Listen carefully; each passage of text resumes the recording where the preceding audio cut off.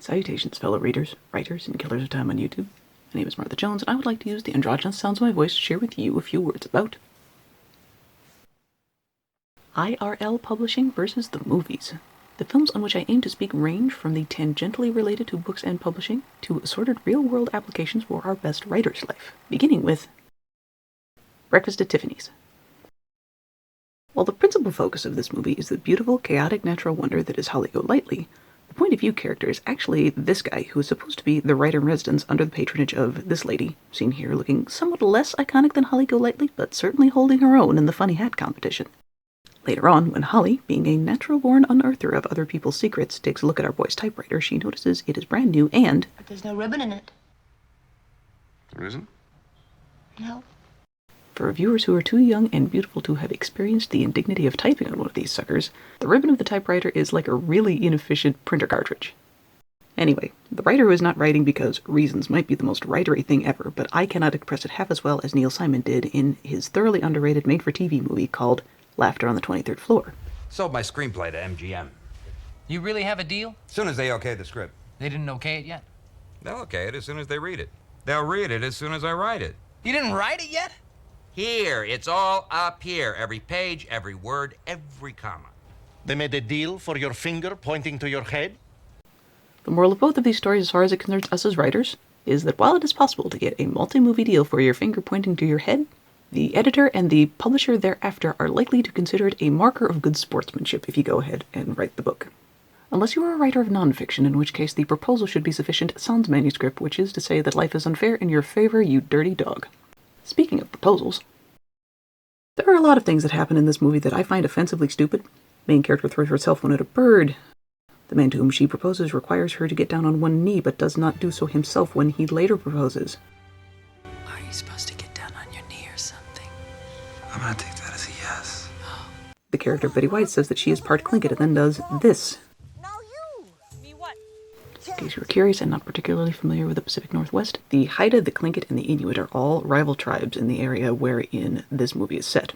Therefore, if I were Tlingit, this might upset me. But if I was Haida, I'd probably be laughing my ass off. As far as book-related stuff is concerned, our main characters are a literary agent and her excessively pretty assistant. Therefore, the movie kicks off with a lot of imagery that strikes me as the picture of what someone who has never seen the publishing industry up close might think it looks like. Suits, ties, swanky New York City high-rises, acres and acres of underling-filled cubicles, and a bossy gatekeeper deciding the fate of a dozen authors and their books throughout the course of her day.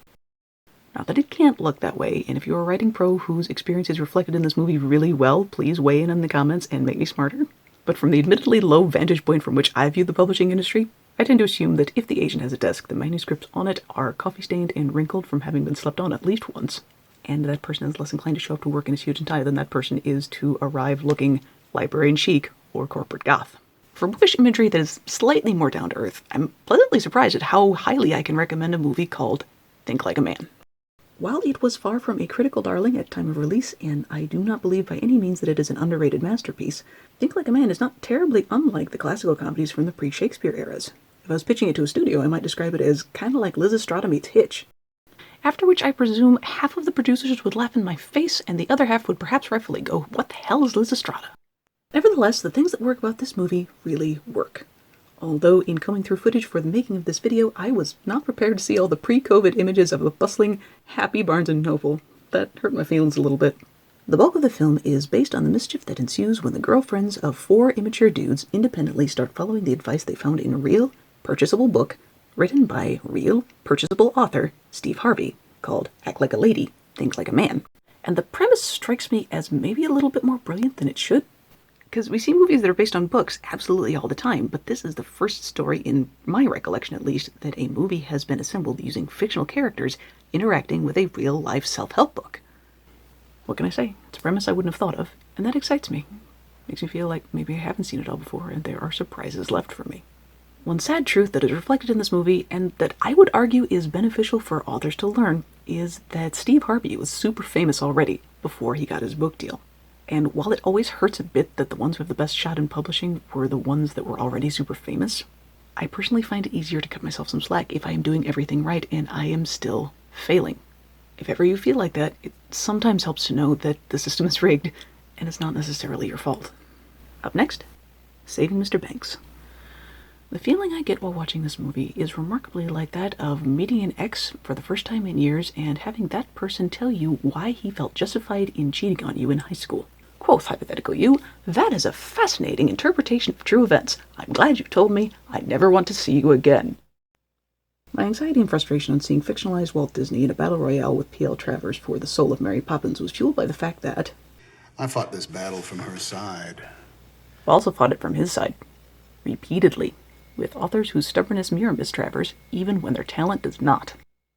See, P.L. Travers was in something of a unique position with Mr. Disney because Mr. Disney wanted Mary Poppins, but Mary Poppins was doing great without him. And in fairness to her, she had already seen the Disneyfication of well-loved literary characters like Winnie the Pooh and Peter Pan, and she didn't necessarily like what she saw. So, as an author, I could scarcely blame her for taking advantage of her position as the rights holder for Mary Poppins and trying to raise the standard for her own characters. The tricky part for me, if this movie is anything like what actually happened, is that I'm not surprised that Mary Poppins made it to theaters in movie form. I'm surprised that Mary Poppins made it to print, because I've had my heart broken by irksome, unyielding authors who would rather see what could be a beautiful book languish in a drawer than make so much as one microscopic change for the benefit of the reader. I think they forget who the book is for, to tell you the truth. No, really, Mr. or Mrs. Perfect Author, who is this book for? Is it for you or the readers? So, where's the balance? How can authors tell when they've crossed that divide from stalwart protector of a story to obstinate jerk endangering that story's future? Well, it's my opinion that it helps if you can remind yourself that your collaborators are not the enemy. The enemy is anything that stands between your readers and your story. And sometimes it can be hard for an author to accept that some of it is stuff that they put there. And if your collaborators care about your book, they're probably going to disagree with you on stuff.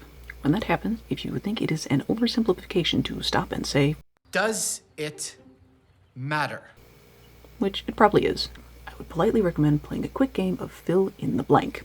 Specifically, I am fighting over story-related noun because of story-related concept, and if I lose, other story-related concept will suffer. For instance, when Mrs. Travers says this, "Why in the world have you made Mrs. Banks a silly suffragette?" it is because the Disney crowd could not otherwise divine what an Edwardian housespouse was doing all day that would keep her from spending time with her kids. If this was our fight for the soul of Mary Poppins and not the Disney people versus P.L. Travers, our fill in the blank might read, I am fighting over Mrs. Banks the suffragette because of parents who like to hang out with their kids, i.e. the kind who might like to take their kids to see movies like this one. And if I lose, Mrs. Banks' relatability to the audience will suffer. Later on, Mrs. Travers takes issue with the way the Disney lads aim to portray Mr. Banks. Why did you have to make him so cruel? You all have children, yes?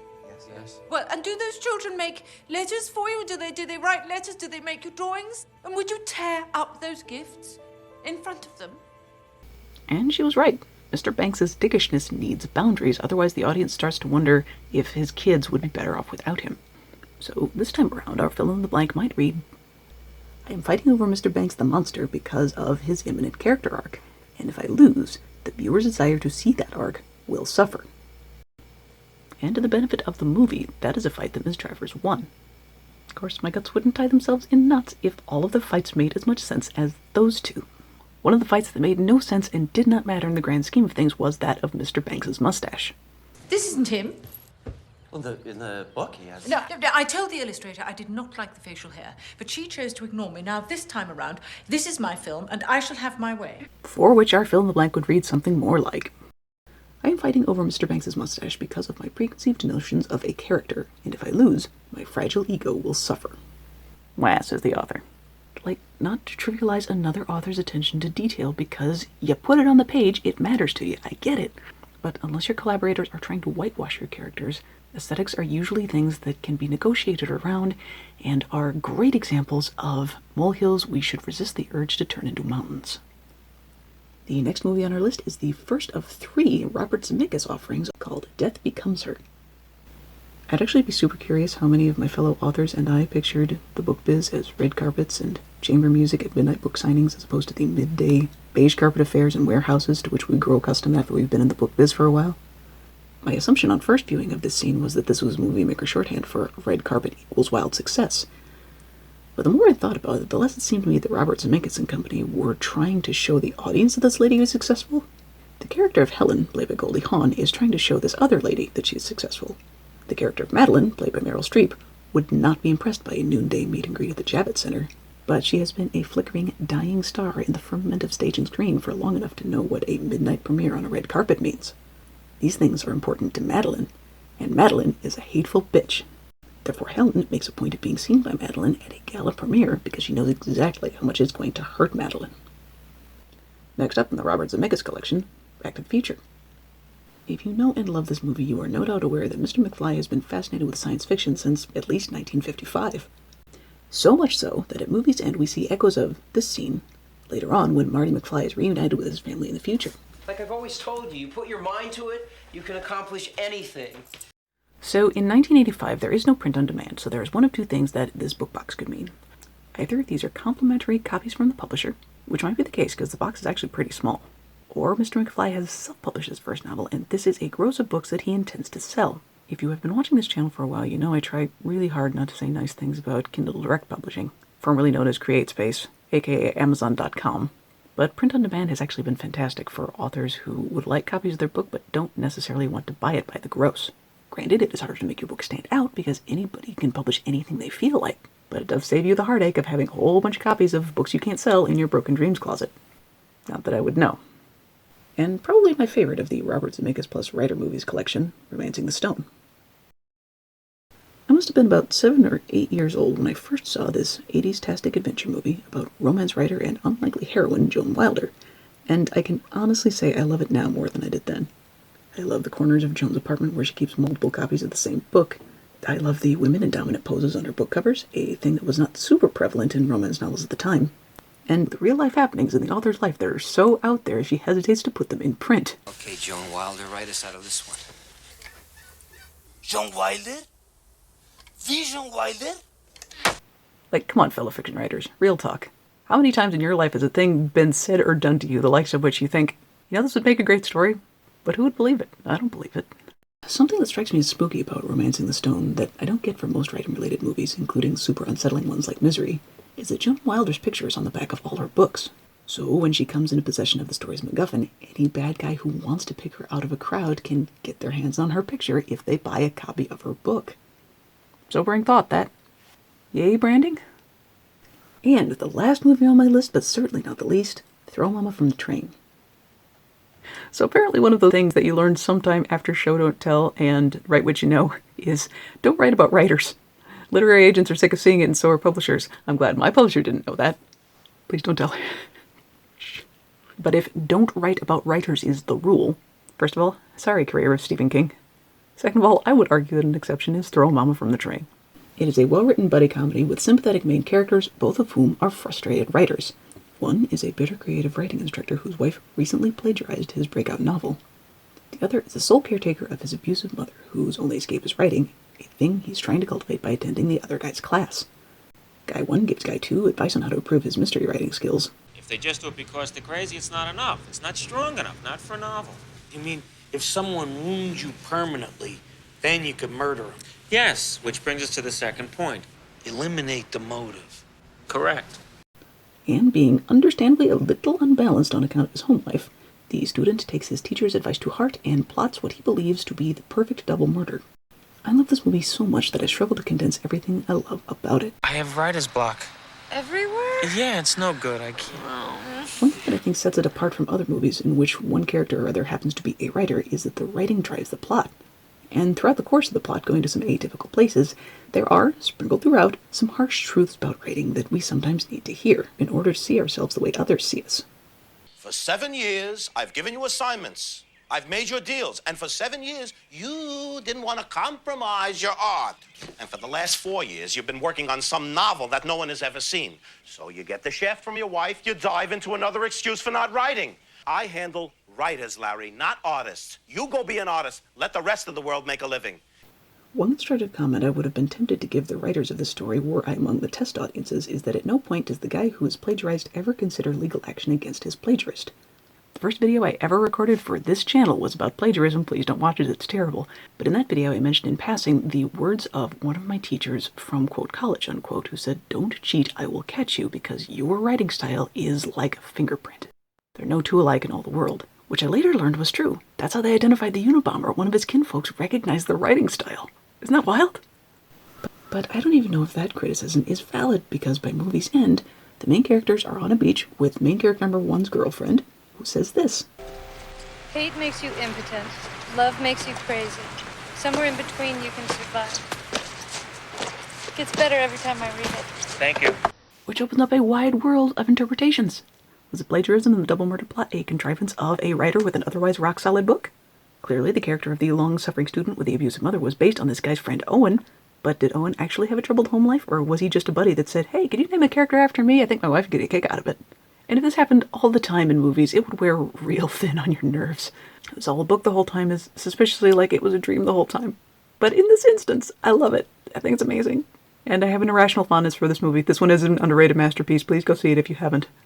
Thank you so much for giving these videos a shot. I post whenever the day job allows. I may be posting less frequently because I don't actually know where this channel is going at this point in the game, so if you watch this channel for fun, let me know if you want more reviews, more writing advice, or if you would like for me to keep the promise I made a long time ago to shut up when I had nothing more to say.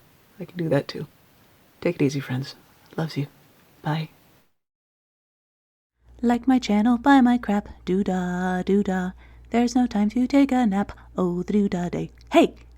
One of the benefits of writing genre fiction is that you can write all sorts of weird stuff into it, and it will be taken as part of the story. One of my go-to stories that I think works in genre fiction, but in real life people think, no, you big fat liar, you read that in a meme somewhere. What seems like a lifetime ago, and when I was about 30 pounds lighter, I was seeking employment as a fitness instructor. And as a result, I ended up interviewing with this fellow by the name of Scott. Scott had a sword on his wall. Usually I get along with people with swords on their walls, but he told me that it was a sports trophy, and I had my doubts. Nevertheless, the interview proceeded as interviews do. He asked me about my sales techniques and my qualifications and how I sell him this pencil or whatever. And then he asked a question that caused my brain to skip several gears at once. That question was, how do you feel about punctuation? To which I said, punctuation? To which he said, yeah, professionalism, being on time, you know, punctuation. At the time, I believe I said, I believe in being on time, sir. After which I held my breath until I got out of his building, and I choked and I spat and I rolled on the floor. And I texted my publisher the exchange of dialogue that I just shared with you. To which your husband said, you big fat liar. You just read some random story on Facebook and tried to pass it off as your own. How dare you? No, sir, I just have one of those faces where I leave my house, and people say stuff to me. John Wilder? The John Wilder?